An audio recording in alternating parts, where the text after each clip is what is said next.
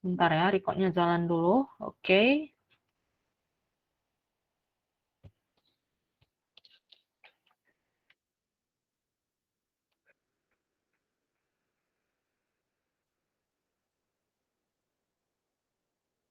Oke, ini untuk yang bagian contoh soal ya.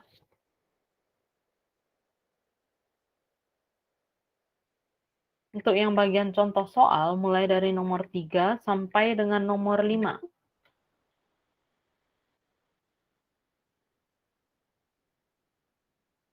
Yang nomor 3 itu adalah Eko, 4 bola, 5 cacing.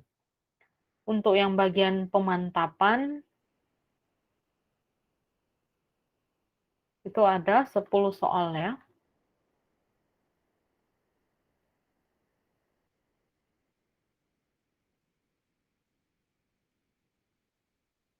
Yang nomor 1 bola, nomor 2 ayam, 3 bola, 4 dodol, 5 eko. 6 bola, 7 bola, 8 ayam, 9 bola, 10 bola. Oke, silakan diperiksa. Kalau ada pertanyaan langsung tuliskan. Langsung ketikkan nomor berapa yang mau ditanyakan.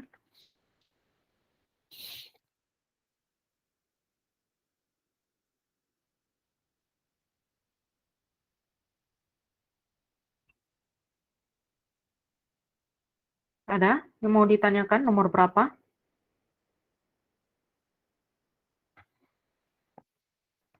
Kenapa jawabannya bisa yang itu? Kenapa bisa beda? Apakah saya yang salah jawab atau bagaimana? Tanyakan aja, nggak masalah. Jangan malu bertanya, karena ini untuk PTN loh. Sayang kalau nggak masuk.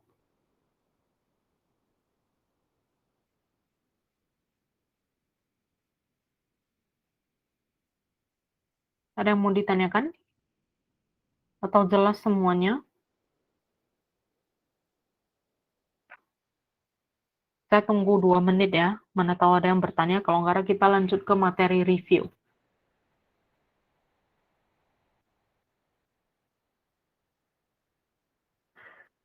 Yang mau saya jelaskan itu adalah yang nomor 1 ya, karena ini yang rata-rata salah. Pemantapan nomor 1. Jadi kalau ada pertanyaan lagi bisa diajukan ya.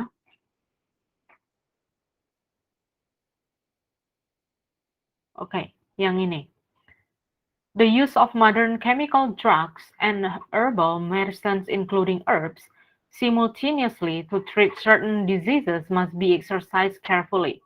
Penggunaan obat kimia modern dan obat herbal, termasuk di dalamnya tumbuh-tumbuhan obat, tanaman obat, secara simultaneously, artinya adalah secara bersamaan. Untuk mengobati penyakit tertentu, itu harus dilakukan dengan hati-hati. Random combined use can lead to health worsening. Clinical trials showed the use of simvastatin as anti-cholesterol drugs or a mixture of guava leaves, Javanese turmeric or temulawak, roots and dead stick leaves as traditional medicine give good results if they are used separately.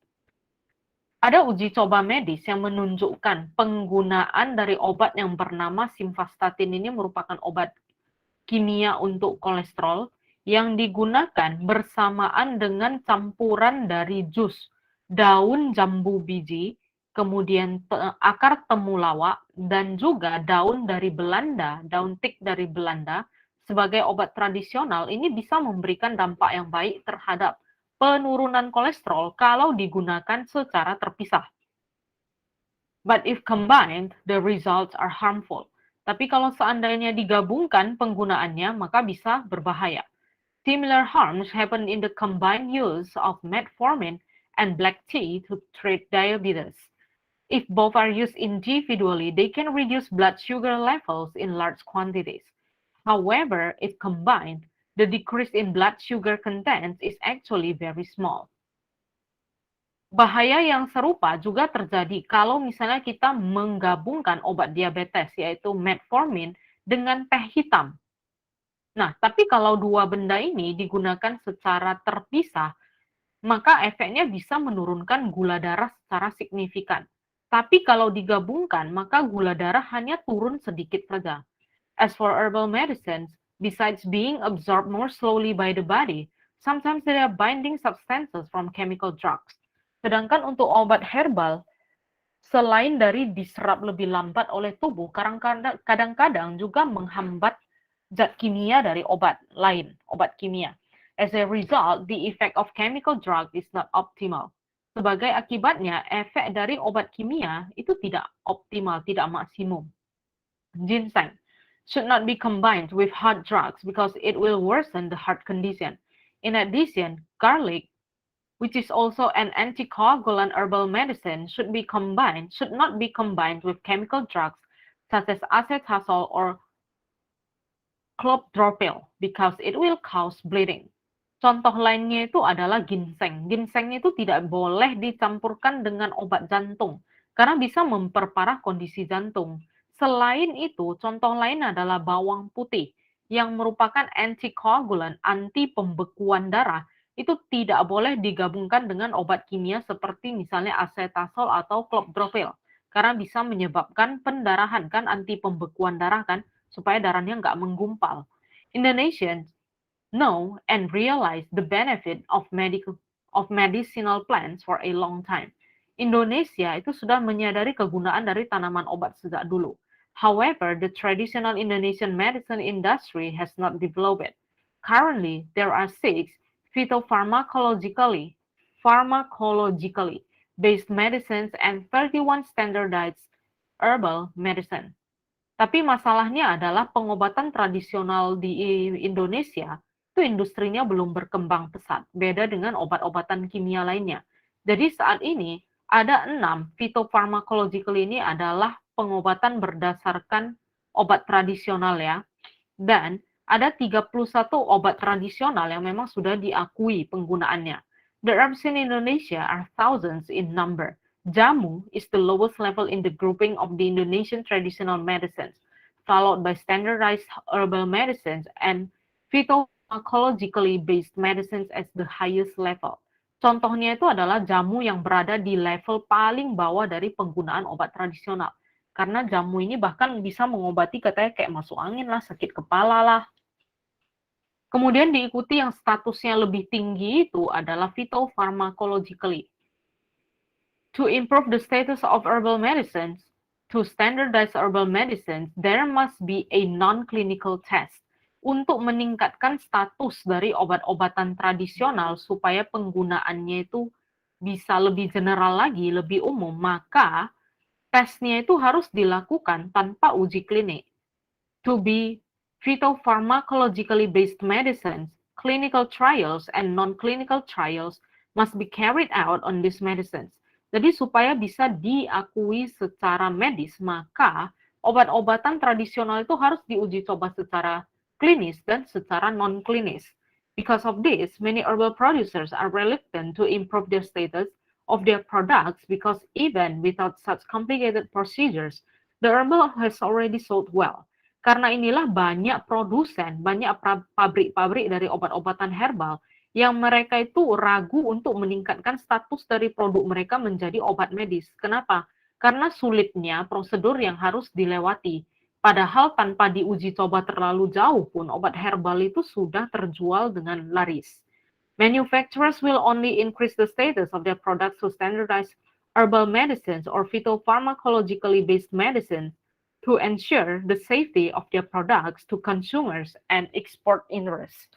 Biasanya, manufacturers ini berarti adalah produsennya. Mereka itu akan meningkatkan status dari obat mereka menjadi lebih ada standarnya hanya ketika untuk diekspor, karena kalau ekspor kan harus ada standarnya, dan satu lagi adalah untuk meningkatkan keamanan terhadap konsumen. Salah satunya itu adalah didaftarkan pada BPOM. Pertanyaannya, which is the most appropriate and general conclusion of the passage? Berikut ini, pertanyaan yang berikut ini merupakan kesimpulan yang paling tepat. General conclusion itu adalah ya kesimpulan ya. Jangan bingung dengan kata generalnya.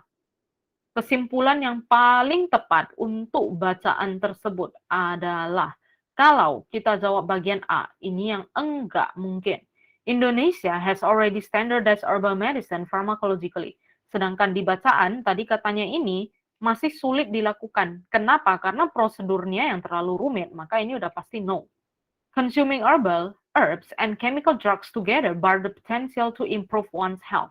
Mengkonsumsi obat-obatan herbal dengan obat-obatan kimia secara bersama-sama ini bisa menyebabkan kesehatan seseorang itu menjadi menurun. Bar the potential to improve one's health artinya adalah kesehatannya yang menurun. Nah, ini ada disebutkan di bagian paragraf 1. Salah satu cara menentukan conclusion poin utama, kesimpulan itu adalah dengan menemukan main idea. Main idea ya, bukan main topic. Kenapa? Karena kalau misalnya kita jawabnya pakai main topic, ini adalah kira-kira judulnya itu apa sih? Singkatnya ini judulnya itu apa? Tapi kalau misalnya kita jawabnya pakai main idea, maka nanti ini adalah gagasannya. Bedanya apa sih? Nah, pada pertemuan pertama yang saya sebutkan adalah main topic, dia ini nanti akan berupa kata-kata yang dia bukan kalimat lengkap.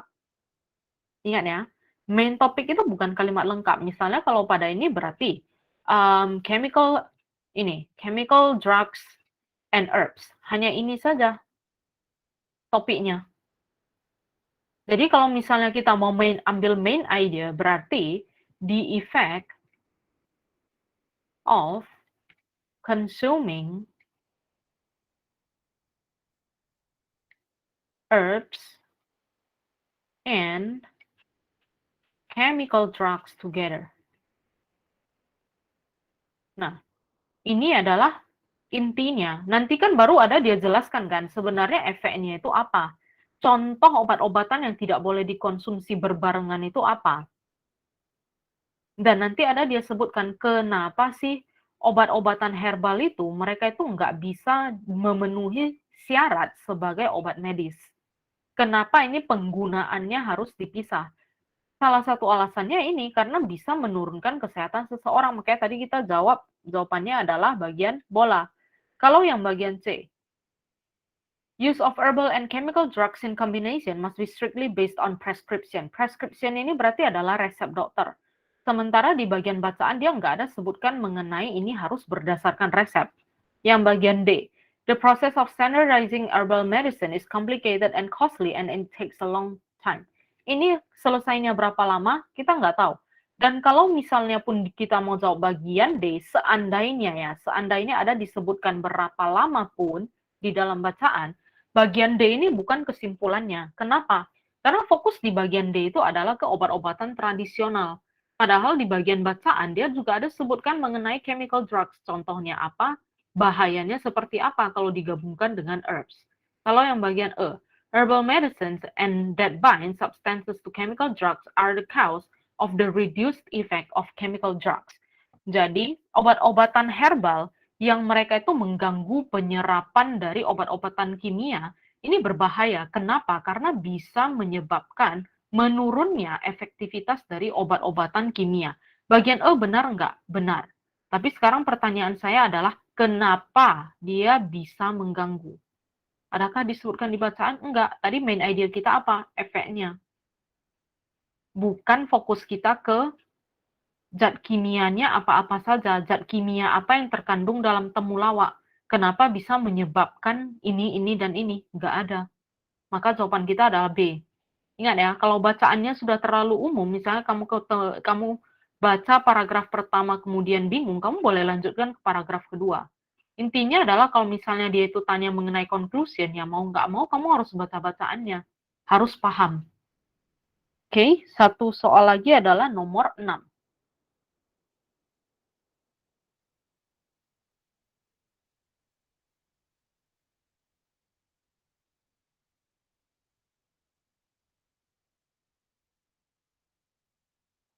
Yang nomor 6, scientists expect that the ocean will eventually absorb about 85% of anthropogenic CO2, but because of the ocean takes 1,000 years to mix, this process will take many hundreds to thousands of years.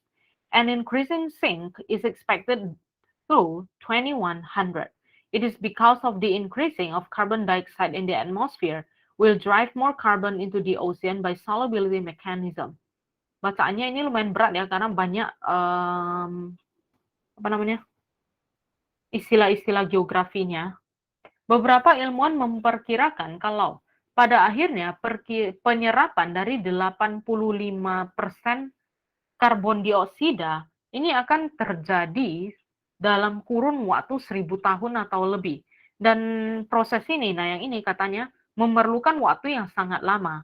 Bahkan diperkirakan akan ada peningkatan tempat-tempat yang tenggelam pada tahun 2100. Kenapa bisa? Karena menyebabkan meningkatnya karbon dioksida di atmosfer kita yang menyebabkan semakin banyaknya karbon yang diserap oleh samudra. However, because of the chemistry of carbon in seawater, the ability of the ocean to absorb carbon decreases as the concentration increases. Tapi, karena adanya zat kimia karbon di dalam air laut, maka kemampuan dari samudra untuk menyerap karbon itu menurun. Anthropogenic forcings may slow down the large-scale overturning circulation of the ocean. As a result, they will reduce the efficiency of the ocean sink. Predictive models suggest significant regional changes in biological removal of carbon to the deep ocean, but a small net effect on globally integrated ocean carbon uptake. Nah, di sini dia ada jelaskan masalah dari penyerapan karbon terhadap samudra. Jadi ada suatu prediksi yang menyatakan kalau karbon itu bisa disingkirkan dari samudra. Tapi nanti akan ada efek jangka panjangnya. Kita lihat ke bagian ini. What can be inferred from the passage? Apa yang bisa disimpulkan dari bacaan tersebut? Kenapa kita bisa jawab bagian B? Di sini, di paragraf 1 langsung dapat jawabannya ya. Nah, tipsnya. Kemarin kan saya bilang baca soal dulu kan. Setelah baca soal, yang pertama, kamu fokusnya itu adalah ke bagian soal. Kedua, fokus kamu itu adalah ke bagian pilihan jawaban. Oke, setelah kamu lihat pilihan jawabannya, cari yang mana sih kata kuncinya, petunjuknya itu apa. Kalau misalnya kamu jawab yang bagian B, most of the carbon in the air will be absorbed by the ocean. Ini kan ada dia sebutkan, sebesar 85% dari karbon itu diserap oleh samudra. Itu alasannya kenapa kita bisa jawab bagian B. Karena bagian B itu langsung kita temukan di bagian paragraf 1. Jadi, kalau misalnya kamu baca soalnya, kamu baca ke bagian pilihan jawaban, kemudian kamu lihat, cari kira-kira bagian mana kata-kata apa yang bisa kamu temukan di dalam bacaan. Kalau ini kan kebetulan dia langsung ada muncul kata absorb ya, muncul dia di bagian B juga. Makanya kita bisa jawab itu. Nah, jadi kenapa kita nggak jawab D aja, karena ada kata absorb juga. Carbon absorbed will be deposited in the seabed securely. Karena di bagian D ini dia bilang, karbon yang terserap itu akan terpendam di dalam laut. Padahal kalau di bagian paragraf 1 ini ada disebutkan mengenai removal-nya. Jadi sebenarnya karbon itu enggak sepenuhnya diserap oleh samudra, tapi hanya sebesar 85%. Untuk yang nomor 6, bisa? Aman?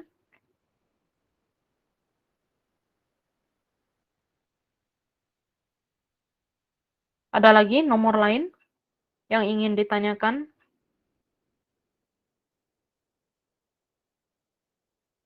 Ada. Kalau misalnya malu mau langsung nanya di sini, bisa langsung ketikkan, bisa langsung chat saya ya. Karena kan nggak semua orang nyaman langsung bicara di depan umum. Ada? Oke, mau lihat jawabannya kembali boleh. Saya balik ke bagian atas dulu.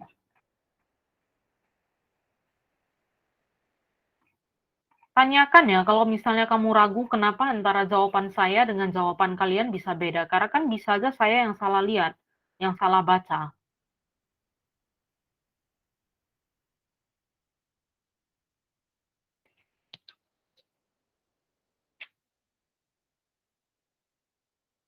Ya, untuk yang mau cek lagi bisa ya. Ada lagi pertanyaan lain?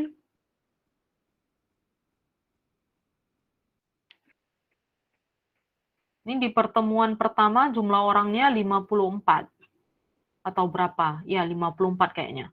Sekarang sisa sepertiga. Tapi nggak masalah, yang bertahan adalah orang yang itu-itu aja sih.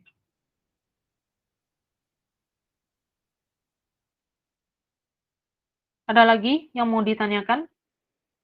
Tidak ada. Oke. Nggak ada ya, yakin ya? Kalau nggak ada, saya akan pindah ke materi berikutnya. Kita mau mengulang hari ini, karena ini kan pertemuan keempat. Jadi nanti setiap pertemuan kita yang kelipatan 4, berarti ke-8, ke-12, itu kita akan lakukan review. Di pertemuan ke-6, sekarang pertemuan berapa? 4 ya? Di pertemuan ke-6 atau di pertemuan ke-7 itu saya rencananya kita akan buat seperti ujian kecil, tapi pakai Google Form. Jadi waktu kalian misalnya sekitar 1 jam untuk 30 soal, kemudian Google Form-nya akan langsung di-close. Jadi bagi yang join aja yang bisa jawab, itu rencana saya. Tapi nanti kita lihat dari pelajaran lain gimana, supaya serentak. Oke, kita akan review ya. Ini soal reviewnya, saya fokuskan ambil di bagian dari tujuan penulis. Tujuan penulis main idea dengan kesimpulannya apa. Karena itu yang paling sulit kalian mengerti. Saya perhatikan itu yang paling sulit sih. Jadi,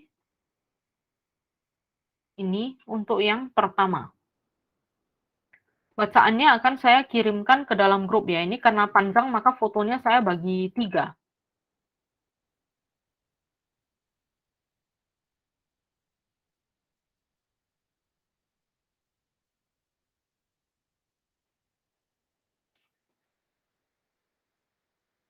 Boleh dilihat ke dalam grup.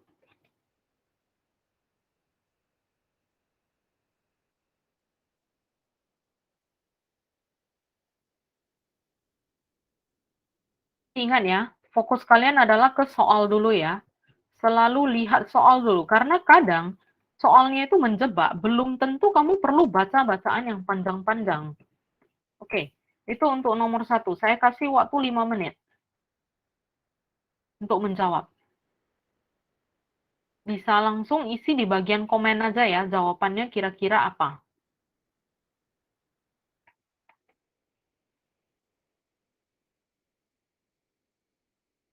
Terus ini sebenarnya les kita pada malam hari ini terbuka untuk umum ya. Jadi kalau misalnya kamu ada teman dari yang bukan les di Pitagoras itu tetap boleh join juga.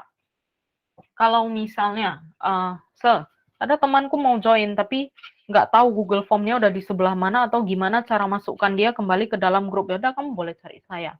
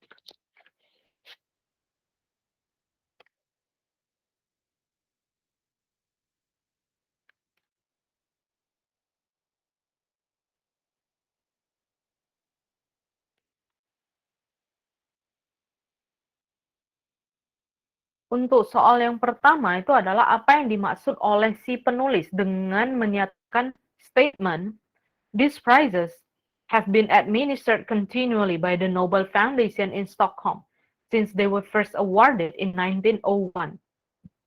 Arti kalimat yang di-highlight itu adalah hadiah-hadiah tersebut, penghargaan tersebut dilaksanakan secara terus-menerus Nobel di Stockholm sejak pertama kali diberikan pada tahun 1901.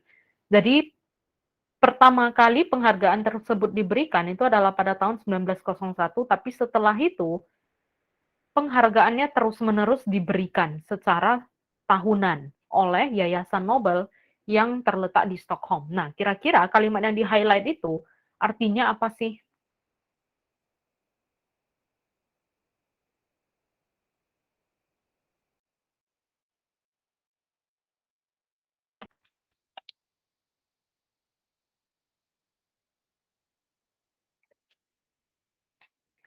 Yang di bagian A, arti kata dari overseas itu adalah mengawasi.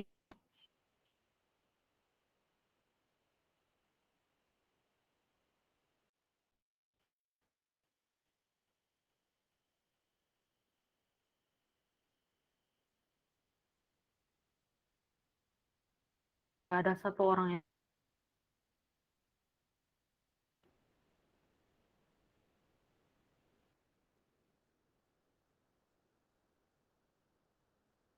oke, Wiria juga sudah jawab. Ayo, yang lain.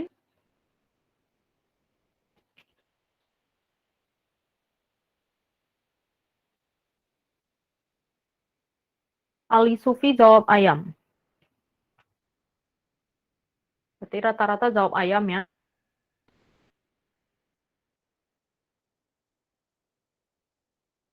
2 menit lagi.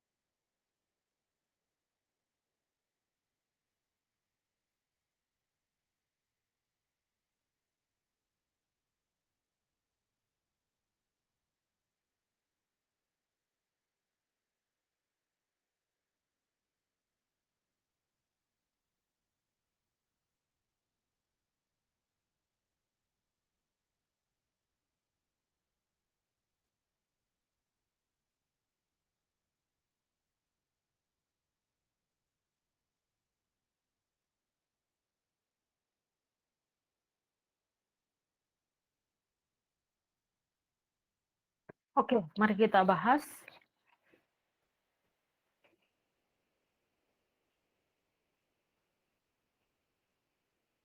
Nah, untuk yang soal seperti ini sebenarnya bacaan di atas gak ada gunanya ya.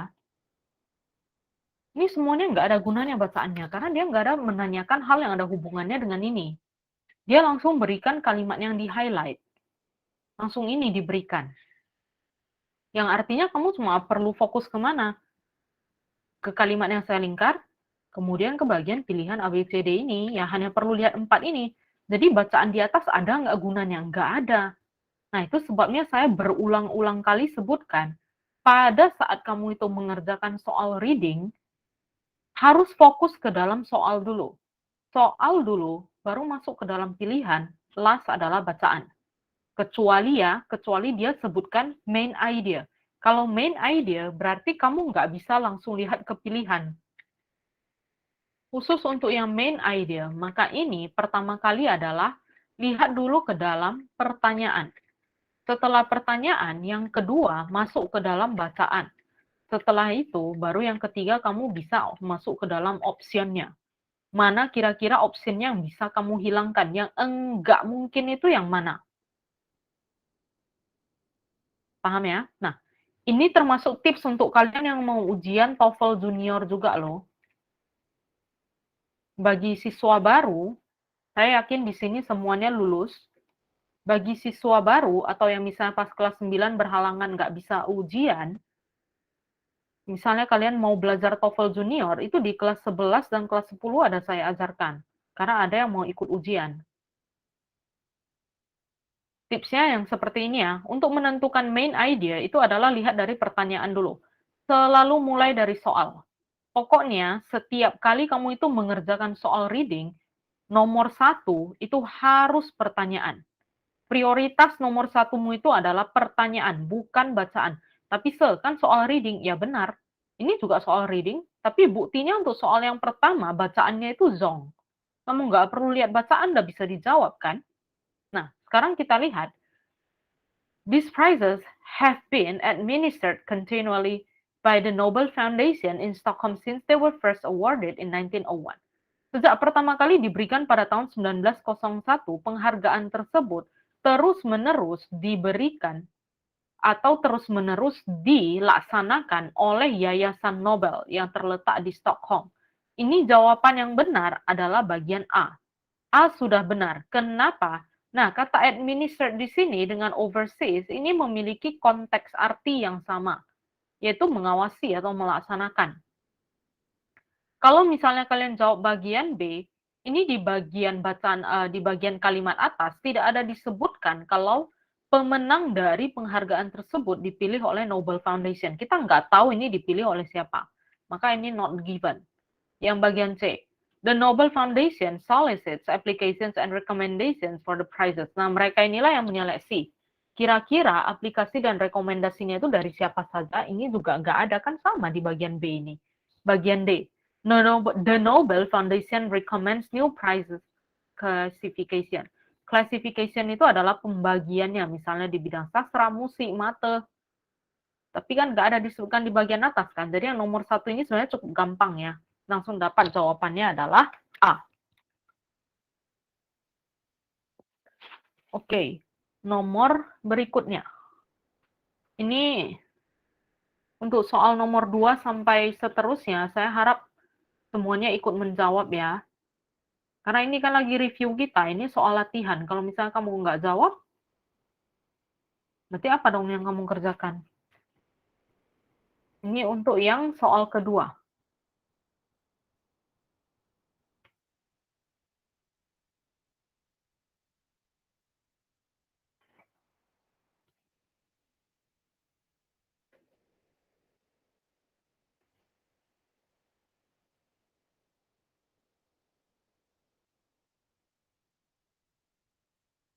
Ingat ya, lihat ke dalam soal dulu. Jadi walaupun saya kirimnya bacaan duluan, jangan langsung dibaca bacaannya.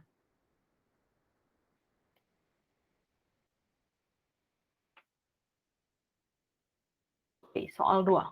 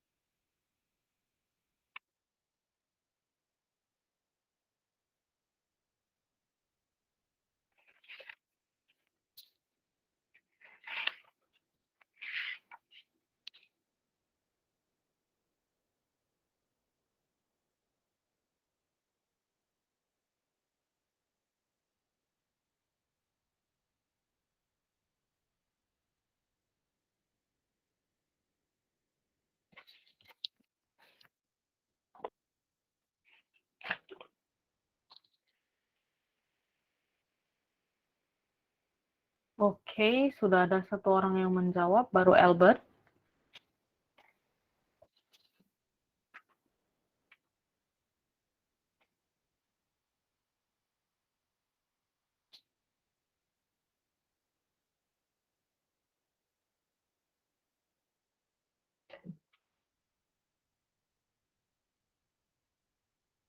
Stephanie Salim jawab B.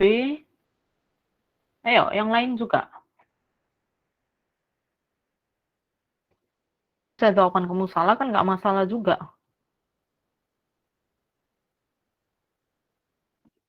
Ayo, lagi-lagi. Saya tunggu 5 menit.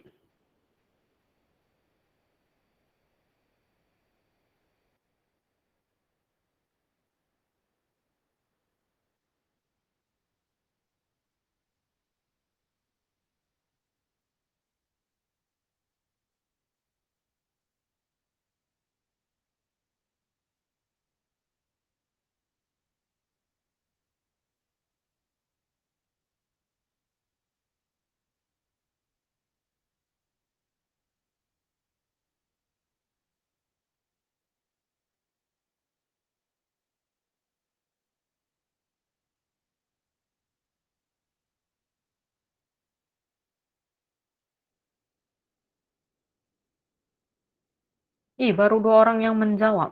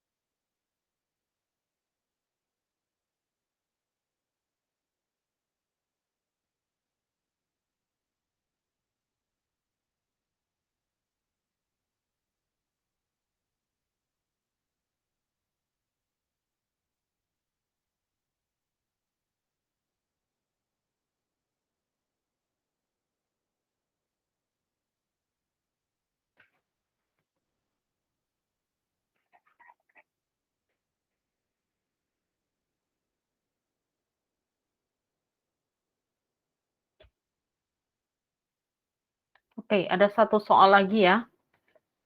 Ini nanti kita sekalian bahas. Ini soal ketiga dari bacaan yang sama.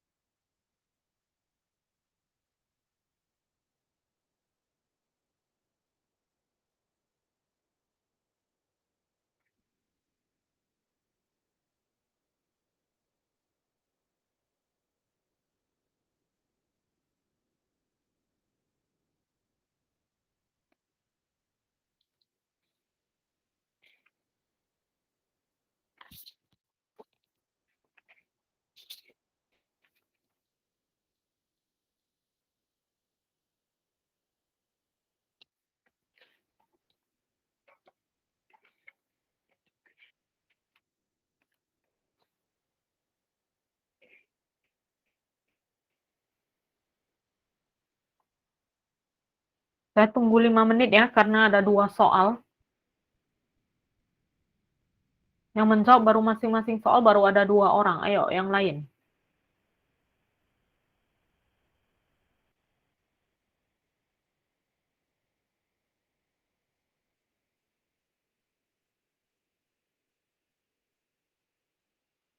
Oke. Ali Sufi dan Albert sudah ikut menjawab. Yang lain. Saya tunggu 5 menit ya. 5 menit. Kita akan bahas. Yuk, yang lain juga ikut menjawab dong. Jadi kalau misalnya kamu salah, kamu tahu kenapa bisa salah dan apa yang mau kamu tanyakan.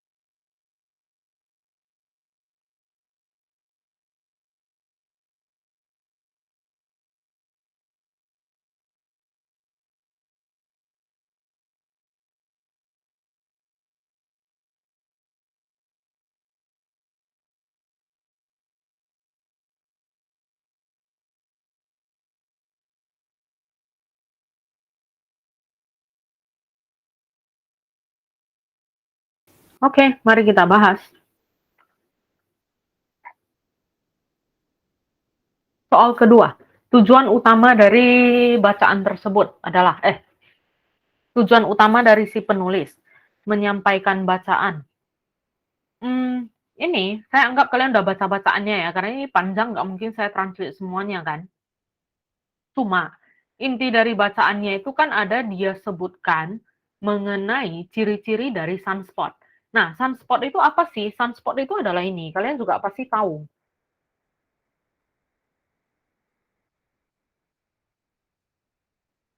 Ini matahari, mungkin kelihatannya agak mengerikan, agak menjijikkan sedikit. Ini matahari. Nah, matahari itu ada titik-titik hitam seperti ini. Jadi inilah yang disebut dengan sunspot, bintik di matahari. Nah, ini matahari. Jadi ada beberapa titik-titik hitamnya. Inilah yang disebut dengan sunspot. Oke. Nah, sekarang kita balik ke soalnya. Tujuannya adalah apa? Kalau misalnya kita jawab bagian A, to propose a theory to explain sunspot, untuk menjelaskan mengenai menyajikan teori yang menjelaskan sunspot. Pertanyaannya adalah teorinya yang mana? Nggak ada. Di bagian bacaan yang dia sebutkan itu adalah ciri-ciri dari sunspot. Kenapa bisa ada sunspot dan kira-kira sunspot itu sifatnya apa-apa saja? Jadi jawaban yang tepat itu adalah B. Kenapa? Nature di sini artinya adalah ciri-ciri atau sifat. Jadi bukan untuk menggambarkan alam dari sunspot, bukan alamnya, tapi ciri-cirinya. Kalau misalnya kita jawab C, to compare the umbra and penumbra in sunspot, ini terlalu umum. Karena dia nggak ada jelasan secara spesifik.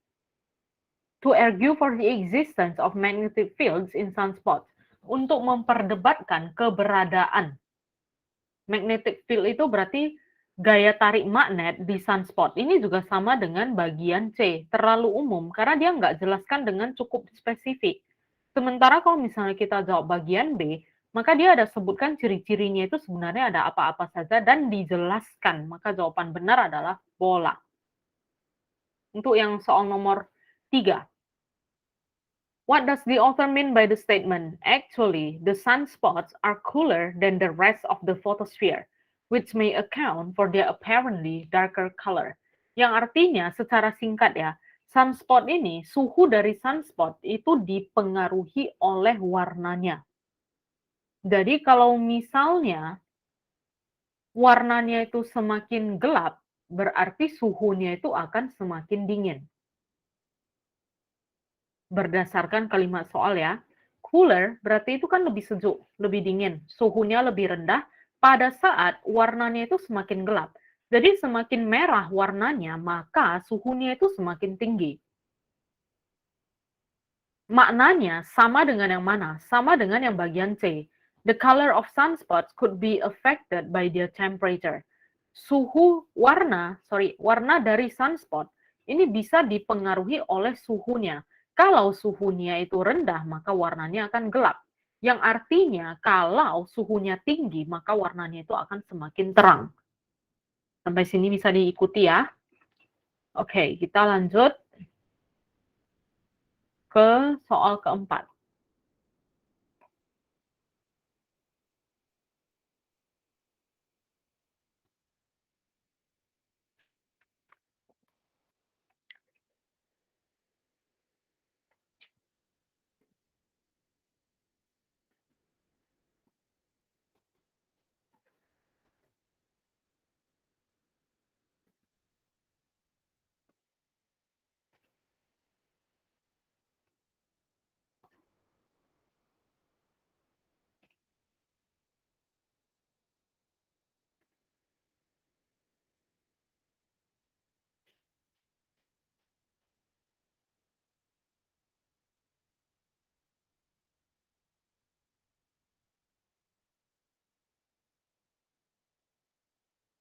Oke, ada dua soal ya.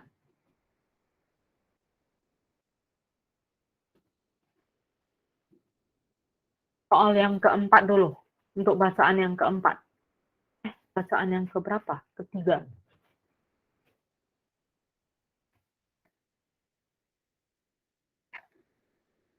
Bukan bacaan empat ya, bacaan ketiga. Bentar saya edit dulu.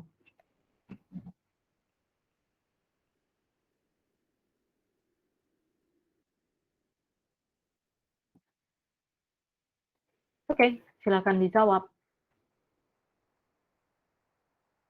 Ini yang ditanya adalah topiknya ya, main topik. Coba fokusnya, kalau main topik, fokusnya itu di bagian paragraf 1.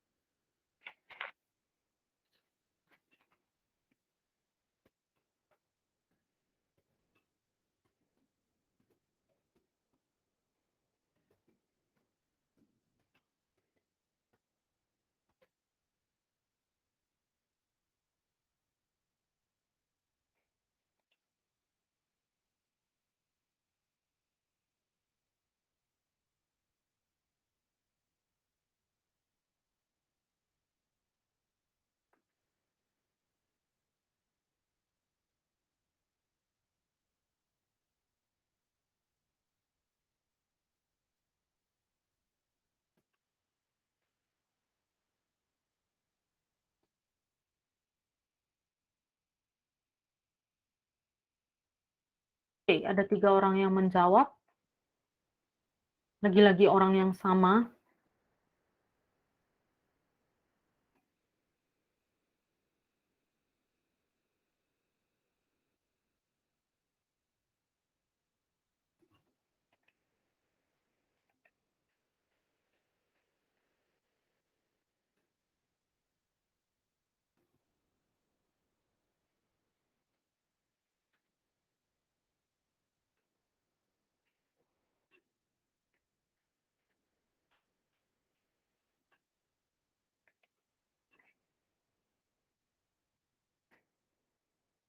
Satu soal lagi ya, untuk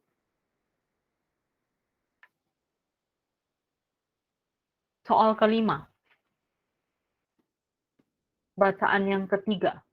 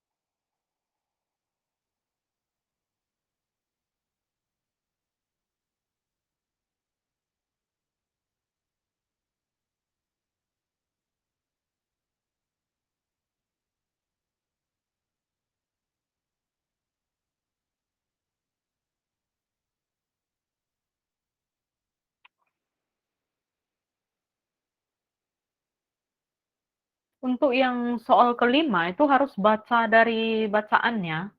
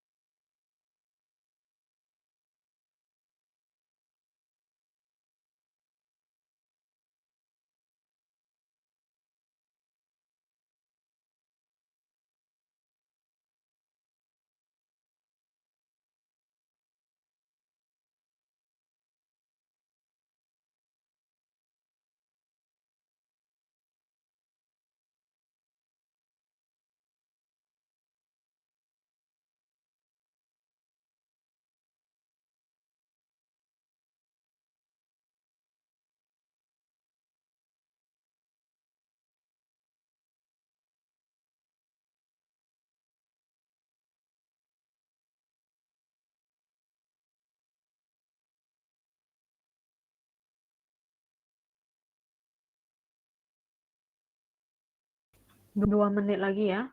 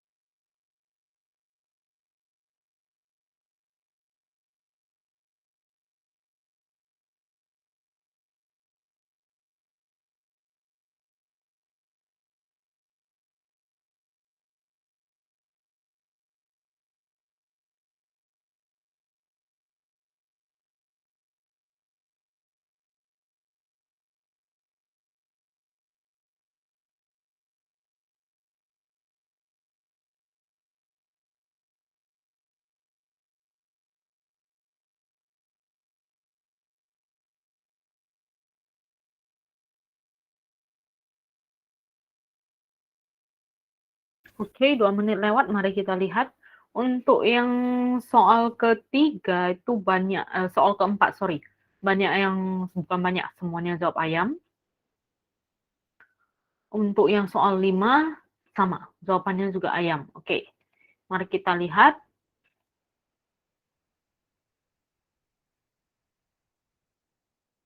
Ini yang soal keempat ya. With what topic is the passage primarily concerned? Topik dari bacaan tersebut adalah, kalau kita lihat di sini, ini bacaannya lumayan sulit, tapi fokusnya itu adalah ke ini, kemajuan teknologi di bidang kendaraan bawah laut, berarti kapal selamnya, yang memiliki awak ataupun tidak memiliki awak. Ini meant artinya di sini adalah diisi dengan manusia, artinya awak. Kalau kapal kita ngomongnya itu awak ya. Kapal, pesawat, kita bilangnya awak. Awak itu sama dengan kru. Jadi dia membahas mengenai kemajuan teknologi yang terjadi. Misalnya yang dulu hanya di pengamatan di laut itu hanya dilakukan oleh manusia, tapi sekarang sudah dilakukan oleh manusia, tapi juga dibantu oleh beberapa peralatan yang canggih.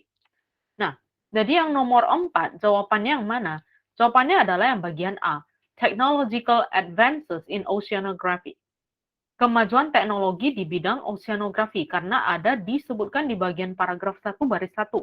Kita nggak bisa jawab bagian D ya. Undersea vehicles. Kenapa?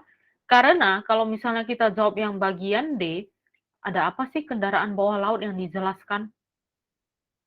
Hanya sekilas disebutkan mengenai kapal selam, setelah itu nggak ada lagi. Jadi ini nggak bisa. Bagian C, direct observation of the ocean floor. Pengamatan langsung di dasar samudra. Ada disebutkan pengamatan langsung, benar, tapi menggunakan apa? Menggunakan teknologi tercanggih. Kalau kita jawab bagian B, communication among divers, komunikasi di antara para penyelam. Ini ada disebutkan kalau komunikasi di antara para penyelam itu sulit dilakukan akibat tekanan di bawah laut. Jadi bisa dikatakan ya hampir nggak ada komunikasinya berdasarkan bacaan. Maka ini nggak bisa, jawabannya adalah ayam. Yang nomor 5. This passage suggests that the successful exploration of the ocean depends upon.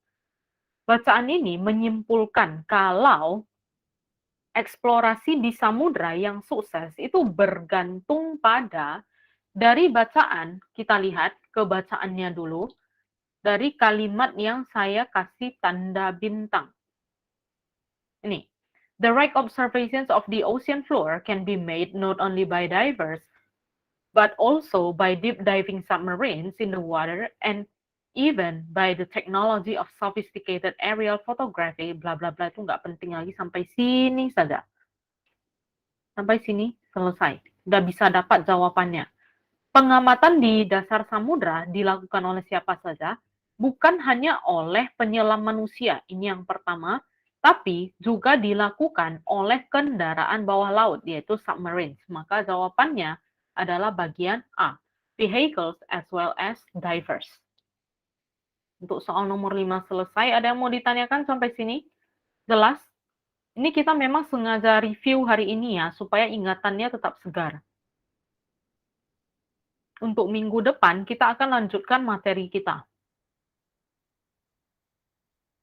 Ada? Tidak ada. Oke. Kita lanjutkan ke soal berikutnya.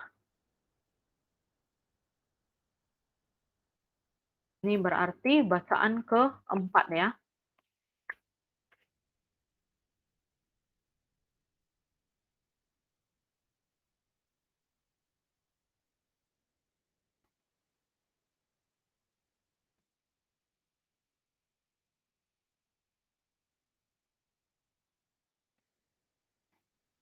Ini soal keenam. Hanya ada satu soal saja.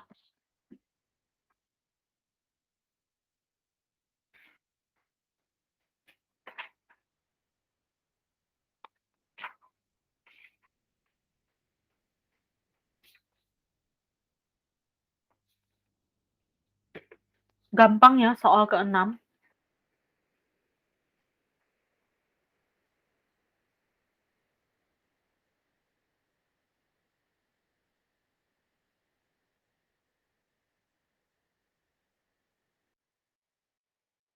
Waktunya 2 menit ya, karena soalnya tidak sulit. Tapi tetap harus baca kembali ke dalam bacaan.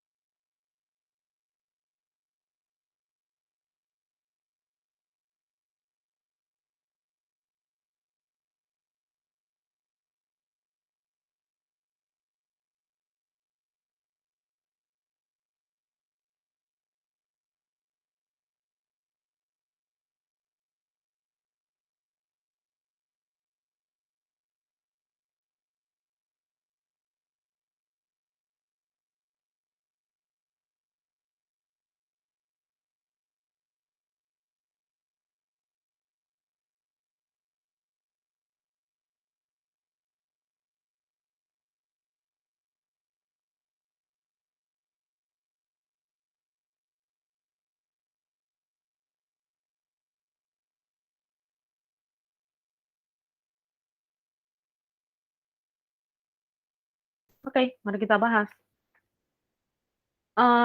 Ini gampang sih ya, baru baca aja langsung dapat jawabannya kan. What does the author say about speech? Apa yang disebutkan oleh si penulis mengenai berbicara? Speech di sini bukan pidato ya, tapi berbicara.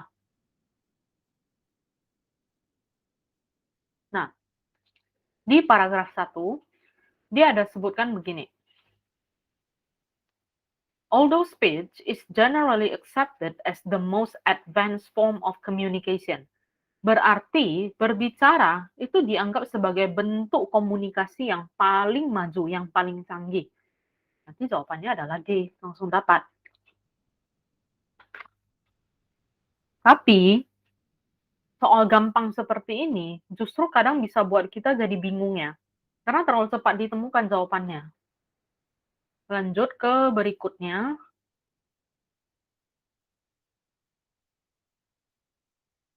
Nah, bacaan yang berikutnya ini lumayan panjang. Ini soal ke bacaan kelima ya.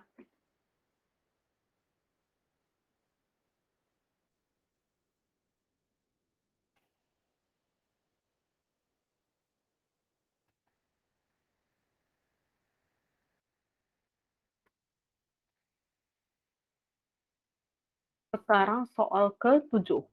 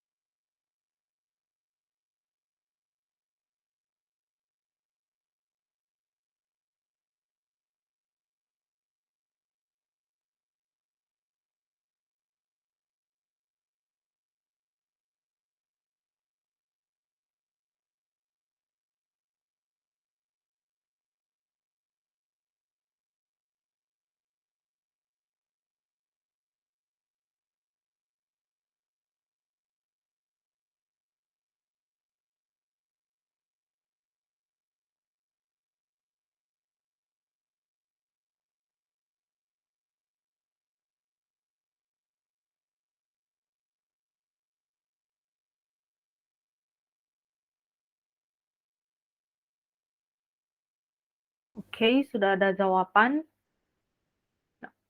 Which of the following topics is the passage primarily concerned?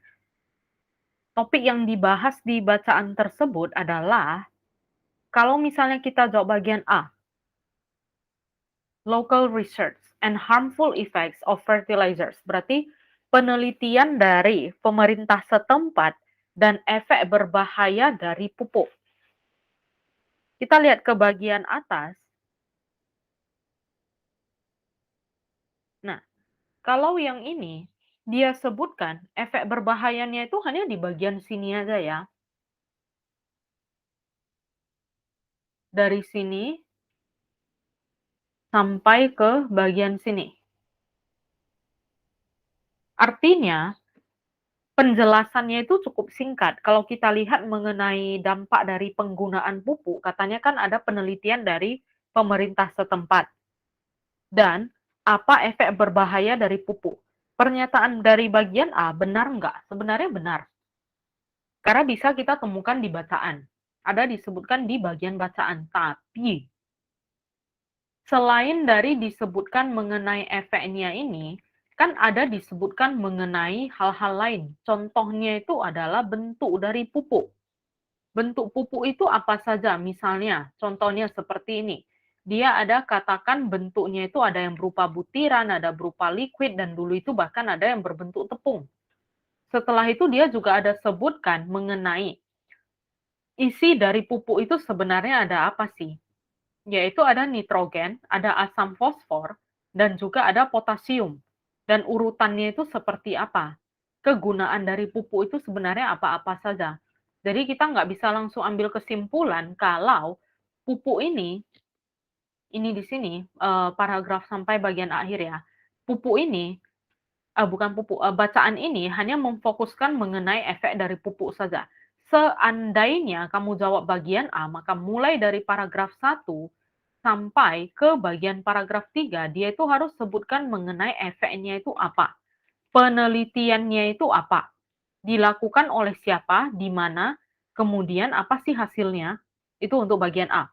Kalau misalnya kita jawab yang bagian B, advantages and disadvantages of liquid fertilizer. Keuntungan dan kerugian dari pupuk cair. Oke, keuntungan dan kerugian ya dari pupuk cair. Disebutkankah mulai dari paragraf 1? Tidak. Tidak ada disebutkan mulai dari paragraf 1 itu keunggulan pupuk cair apa. Hanya ada disebutkan kalau pupuk itu ada 3 bentuk, yaitu liquid, granules, dengan powder. Jadi bagian B ini tidak ada. Kalau bagian A ini tidak dijelaskan secara terperinci. Mulai dari paragraf 1 sampai ke bagian paragraf terakhir. A formula for the production of fertilizer. Pupuk itu cara produksinya diisi dengan apa dan ada benda apa-apa saja di dalamnya. Ini adakah disebutkan di dalam? Ada. Yaitu dia hanya sebutkan pupuk itu biasanya terdiri dari 3 bagian, yaitu nitrogen, asam fosfor, dengan potasium. Adakah disebutkan hal lain lagi? Tidak ada. Kalau kita jawab yang bagian D, content, form, and effects of fertilizer. Content berarti isi dari pupuk itu ada apa-apa saja, berarti ada nitrogen, ada asam fosfor, phosphoric acid, dengan ada potasium. Satu lagi. Setelah itu bentuknya ada apa-apa saja. Bentuknya tadi disebutkan ada granules, ada liquid, dan bahkan dulu itu ada dalam bentuk powder. Dan efeknya itu ada disebutkan di bagian paragraf ketiga. Ini yang paling lengkap ya, jadi jawabannya adalah D.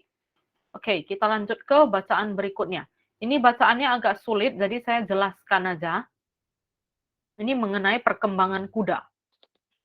The development of the horse has been recorded from the beginning through all of its evolutionary stages to the modern form. It is, in fact, one of the most complete and well-documented chapters of paleontological history. Perkembangan dari kuda itu sudah tercatat mulai dari awal, mulai dari tahap pertama evolusinya sampai ke tahap modernnya. Dan pada faktanya, evolusi kuda itu merupakan evolusi yang paling lengkap dicatat. Fossil finds provide us not only with detailed information about the horse itself, but also with valuable insights into the migration of herds, and even evidence for speculation about the climatic conditions that could have instigated such migratory behavior. Penemuan dari fosil itu bukan hanya menyajikan pada kita berbagai informasi mengenai kuda, tapi juga ada pengetahuan yang berharga mengenai proses migrasi dari kuda, dan bahkan bukti dari dugaan. Spekulasi itu artinya adalah dugaan ya. Ini dugaan mengenai kondisi iklim yang akhirnya menyebabkan kuda itu memiliki sifat bermigrasi. Kok ada barongsai pula di sini? Geologists believe that the first horses appeared on Earth about 60 million years ago, as compared with 2 million years ago for the appearance of human beings. Nah, jadi antara kuda dengan manusia sebenarnya yang duluan ada di bumi itu apa? Si kuda. Kuda ini sudah ada di bumi sejak 60 juta tahun yang lalu. Sedangkan manusia itu baru ada di bumi sejak 2 juta tahun lalu. There is evidence of early horses on both the American and European continents, but it has been documented that almost 12 million years ago, at the beginning of the Pliocene age, a horse about midway through its evolutionary development crossed a land bridge between the Bering Strait, is now located from Alaska into the grasslands of Asia and traveled all the way to Europe. Ada bukti yang menyatakan kalau pada awalnya kuda itu dari Amerika dan Eropa. Tercatat dari Amerika dan Eropa ya. Hampir 2 juta tahun yang lalu pada awal zaman Pliocene, kuda itu sedang berevolusi sampai setengah, tapi kemudian menyeberang dari daratan Alaska menuju ke Asia dan kemudian menuju ke Eropa. Jadi sampai sini kita tahu kalau pada awalnya kuda itu aslinya adalah dari Amerika ya, Amerika Utara. Alaska itu di Amerika Utara. This early horse was a Hipparion about the size of a modern-day pony with 3 toes and specialized cheek teeth for grazing. Kuda awal tersebut disebut dengan Hipparion dan ukurannya itu hanya sebesar kuda poni saat ini dengan 3 jari kaki dan ada gigi khusus untuk merumput.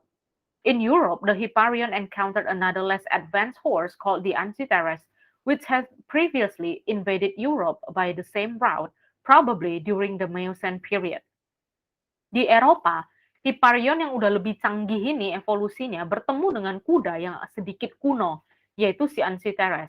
Nah, Anciteres ini kemungkinan besar tiba di Eropa melalui rute yang sama dengan yang diambil oleh si Hipparion ini, yaitu melalui Alaska, kemudian bergerak ke Eropa. Dan kemungkinan besar, terjadi pada zaman Miocene. Less developed and smaller than the Hipparion, the Anciteres was eventually completed, replaced by it. Ukurannya lebih kecil daripada Hipparion, kemudian juga tidak begitu berkembang. Jadi, yang lebih berkembang itu adalah si Hipparion. Maka pada akhirnya Anciteres ini punah, sepenuhnya digantikan oleh si Hipparion. Jadi sampai sini, yang duluan terjadi itu yang mana sih? Yang duluan terjadi itu adalah zaman Miocene. Zaman Miocene ini diisi oleh kuda apa? Kuda yang namanya Anciteres. Setelah itu terjadilah zaman Pliocene. Pada zaman Pliocene ini, period.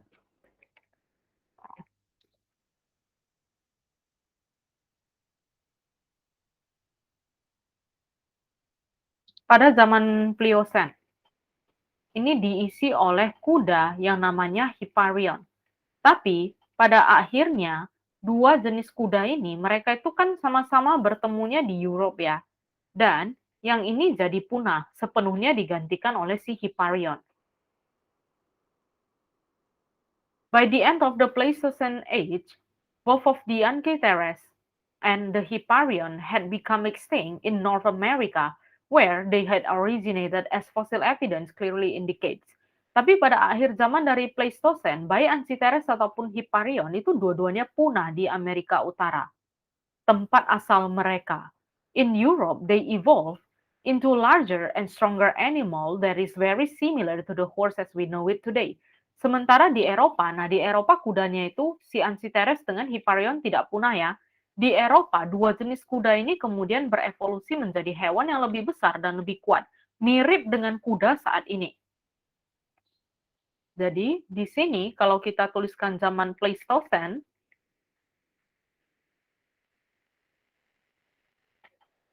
ini terbagi dua ya, ada di bagian Amerika Utara, di mana dua jenis kuda tersebut punah, sementara di bagian Eropa, kudanya itu berevolusi. Lanjut. For many years, the horse was probably hunted for food by early tribes of human beings. Then, the qualities of the horse that would have made it a good servant were noted, mainly its strength and speed. Selama beberapa tahun, kuda diburu sebagai sumber makanan oleh manusia purba. Tapi kemudian kualitas dari kuda itu mulai diketahui, yaitu kuda itu bisa menjadi hewan yang melakukan banyak hal untuk manusia, khususnya karena dia cepat dan kuat. It was time for the horse to be tamed, used as a draft animal at the dawning of agriculture, and then ridden as the need for transportation increased. Kemudian kuda mulai dijinakkan, digunakan sebagai hewan untuk membajak sawah di pertanian, dan kemudian juga ditunggangi karena keperluan untuk bertransportasi itu meningkat. It was the descendant of this domesticated horse that was brought back to the Americas by European colonies. Nah, pada saat Amerika itu dijajah oleh Eropa, maka bangsa Eropa membawa kembali kuda yang sudah berevolusi dan sudah dijinakkan kembali ke benua Amerika. Oke, itu bacaannya. Saya masukkan ke dalam channel. Ini berarti bacaan ke-6 ya.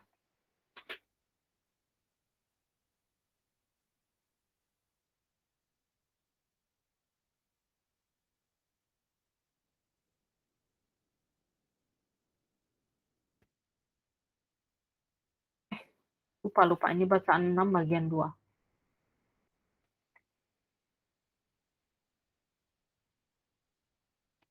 Ini soal ke-8.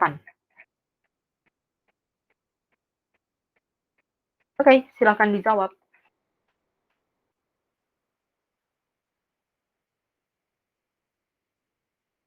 Jangan terjebak oleh soalnya ya.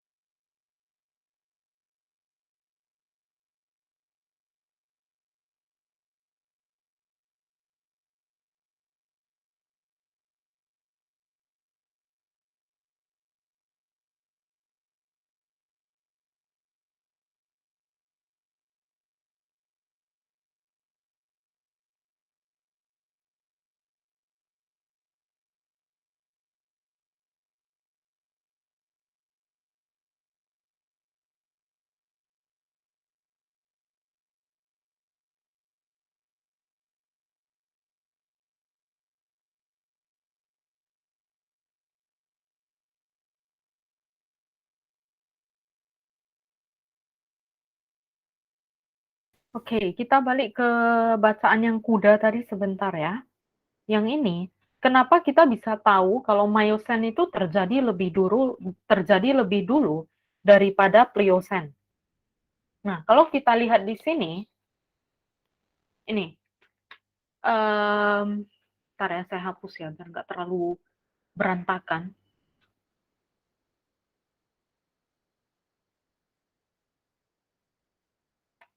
Oke. Nah, in Europe, mulai dari sini sih petunjuknya, sampai dengan yang ini. In Europe, the Hipparion encountered another less advanced horse called the Ancitares, which had previously invaded Europe by the same route, probably during the Miocene period. Nah, ini maksudnya adalah di Eropa, kita abaikan dulu si Hipparion ini ya. Di Eropa dengan melalui rute yang sama, yaitu dari Alaska. Dari Alaska menuju ke Eropa. Ini adalah rute migrasi dari kuda yang berjenis Anciteres.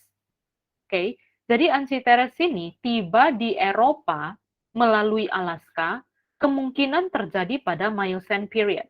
Nah, sampai sini kan kita belum jelas tahu ya, kok bisa sih Miocene itu duluan daripada Pliocene? Kita balik ke atas, katanya Hipparion ini bertemu dengan Anciteres, yaitu kuda yang less advanced. Less advanced itu artinya evolusinya tidak begitu berkembang. Nah, sampai sini dulu ya, sampai ke bagian Anciteres. Kalimat yang saya kurung. The Hipparion encountered another less advanced horse called the Anciteres. Hipparion bertemu dengan kuda jenis lain yang nggak begitu maju. Nggak begitu maju evolusinya, yaitu si Anciteres. Artinya, yang duluan ada itu adalah si Anciteres. Anciteres dulu, baru Hipparion. Kenapa? Karena Anciteres ini berkembangnya belum sempurna, sementara Hipparion itu udah yang lebih bagus jenisnya. Ibaratnya sama seperti kayak gini, kita bandingkan ya, antara Meganthropus. Meganthropus ini, Meganthropus erectus, adalah manusia purba yang dia itu nggak begitu modern. Less advanced itu bisa kita artikan gampangnya nggak begitu modern lah ya. Terus dibandingkan dengan Pithecanthropus. Pithecanthropus kayaknya tulisannya seperti ini deh. Nah, dibandingkan dengan Pithecanthropus yang dia itu lebih maju. Maka duluan ada yang mana? Yang jelas adalah duluan ada yang ini dulu, baru kemudian Pithecanthropus. Nah, jadi sampai sini kita simpulkan Hipparion itu belakangan munculnya. Jadi yang duluan ada itu adalah siapa? Duluan ada itu adalah si Anciteres. Nah, Anciteres ini tadi dia sebutkan munculnya kapan? Miocene. Sementara Hipparion itu munculnya kapan? Dari bagian atas dia ada sebutkan Hipparion itu munculnya kemungkinan besar pada zaman Pliocene. Ini. At the beginning of the Pliocene age. Jadi pada saat zaman Pliocene inilah muncul si Hipparion. Oke, sampai sini bisa dipahami? Miocene itu adalah pada saat munculnya Anciteres. Karena Anciteres itu dikatakan less advanced, tidak begitu modern, artinya Anciteres ini adalah nenek moyang dari si Hipparion. Sederhananya seperti itu. Anciteres itu adalah nenek moyang dari si Hipparion yang muncul pada zaman Pliocene. Jadi, sekarang pertanyaannya, antara Miocene dengan Pliocene ini yang mana duluan terjadi? Miocene dulu, baru Pliocene. Oke. Bisa dimengerti kira-kira sampai sini?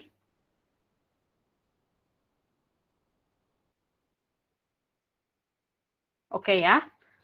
Oke, kita bahas ke yang ini. Geologists believe that the first horses appeared on Earth about 60 million years ago as compared with 2 million years ago for the appearance of human beings. Berarti kuda itu sudah ada di bumi sejak 60 juta tahun yang lalu. Sedangkan manusia itu muncul di bumi pada 2 juta tahun yang lalu.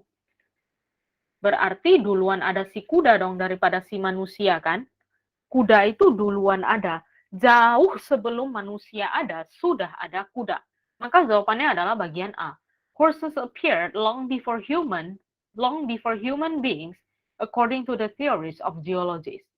Jadi berdasarkan teori dari pembentukan bumi, sebenarnya kuda itu jauh lebih dulu muncul daripada manusia. Manusia itu belakangan. Ini selisihnya 58 juta tahun kan? Berarti ini bisa kamu simpulkan sebagai long before. Kalau misalnya kita jawab bagian B, both horses and human beings appeared several million years ago if we believe geologists. Baik kuda ataupun manusia itu munculnya beberapa juta tahun yang lalu. Tidak. Manusia mungkin beberapa juta tahun yang lalu karena masih hitungannya 2, tapi ini 60 loh. Dan mereka ini bukan muncul pada zaman yang sama. Udah sangat berbeda. Yang bagian C, the geological records for the appearance of horses and human beings are not very accurate. Ini yang salah, karena nggak ada disebutkan di bagian atas catatannya itu salah. Bagian D, horses and human beings cannot be compared by geologists because they appeared too long ago. Kuda dan manusia nggak bisa dibandingkan oleh para ahli geologi sebab kuda dan manusia munculnya udah terlalu lama. Terlalu lama dalam artian gimana? Ini dua angka yang berbeda yang nggak bisa kita generalisasi menjadi satu angka yang sama. Maksudnya ini 60, ini 2. Selisihnya kan terlalu lama kan? Kecuali dia buat kuda itu munculnya 1 juta tahun yang lalu. Manusia munculnya 800.000 tahun yang lalu. Nah, itu masih mendekati. Ini 60 dan 2 nggak bisa diartikan dua-duanya too long ago. Paham ya? Jadi jawaban yang paling mendekati adalah bagian A. Sampai sini ada pertanyaan?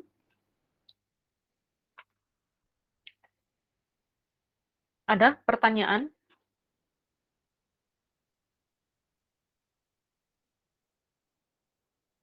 Ini saya salut sih ya yang mendengarkan sampai akhir. Yang sampai akhir pun masih bisa bertanya sama saya. Berarti dia dari awal mendengarkan. Pelajaran ini, Inggris, beda dengan mafia. Kalau mafia itu dia lebih statis. Bukan lebih statis, artinya pelajarannya itu lebih bergerak terus. Hari ini kamu belajarnya misalnya mengenai trigonometri. Besok kamu belajarnya udah yang lain dan dengan rumus yang berbeda kan. Sementara kalau di bahasa Inggris kita itu ya bacaan, bahas bacaan gitu-gitu terus. Memang seperti itu. Bukan model soalnya kok monoton, mau ini ngajarnya asli ini nih aja. Ya memang seperti itulah nanti yang keluar di ujian PTN. Untuk pertemuan berikutnya itu yang akan kita bahas berarti meeting kelima ya. Saya lihat dulu itu bahannya saya udah ada sih. Meeting kelima.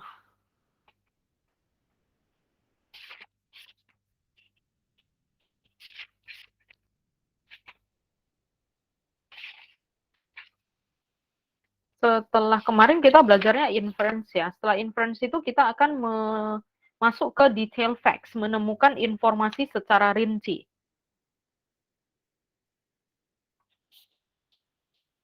Ini sangat sering muncul di soal ujian tahun lalu di STL.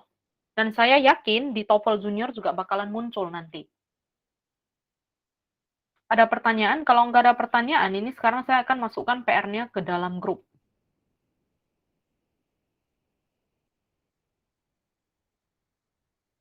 Untuk tugas ya.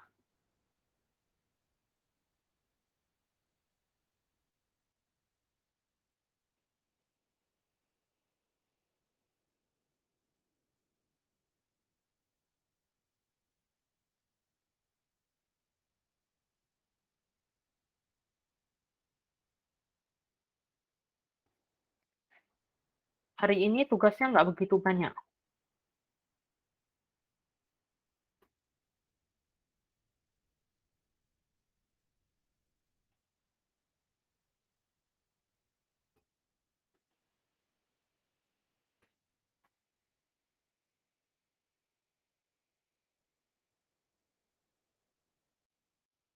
Ini tugas 1, Kalau nggak salah ada sekitar 5 atau 6 soal aja.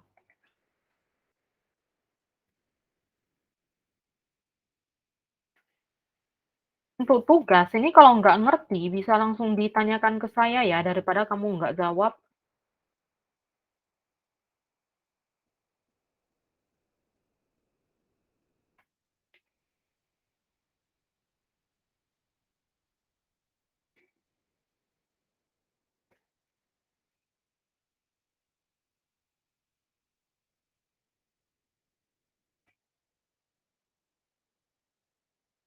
Oke, itu ada 2 soal, kemudian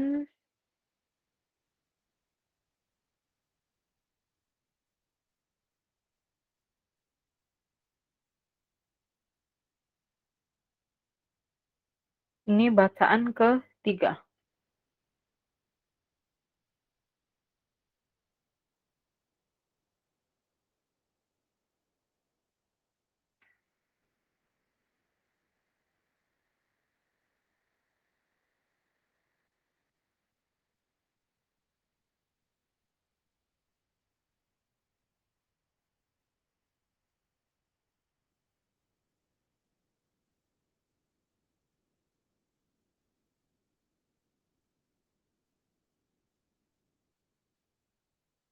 Ini yang saya masukkan adalah sesuai yang sudah kita pelajari ya.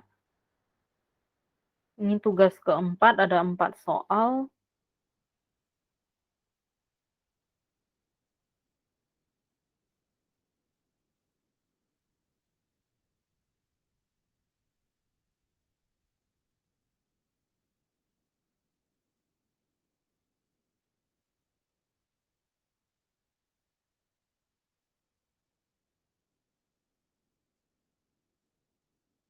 Nih bacaan keempat.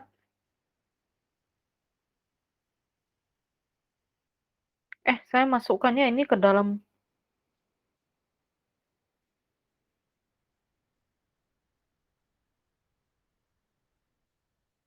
Oh,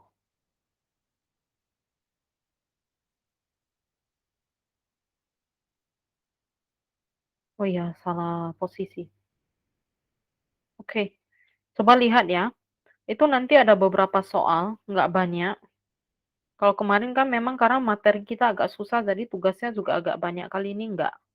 Karena kita hari ini review, jadi tugasnya juga untuk yang mereview nanti.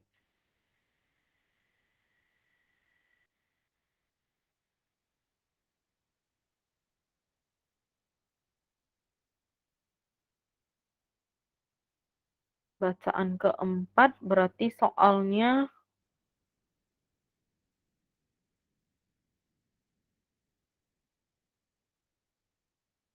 ya ada 5 soal ya.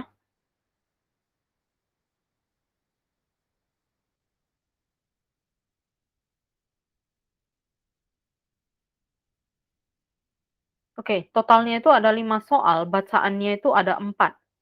4 bacaan tapi soalnya ada 5. Kalau misalnya nggak ngerti posisinya itu di bagian mana, nanti bisa tanyakan ke saya ya. Jadi ada bacaan satu itu untuk tugas satu, bacaan 2 itu untuk tugas 2, bacaan 3 itu untuk tugas 3 dan tugas 4.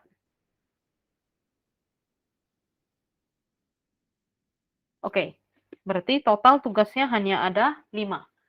Pertemuan kita sampai di sini. Kalau nggak ada yang mau ditanyakan lagi, sudah boleh leave. Terima kasih untuk waktunya hari ini. Selamat malam. Oh ya, satu lagi, Happy Valentine. Lupa. Bye-bye.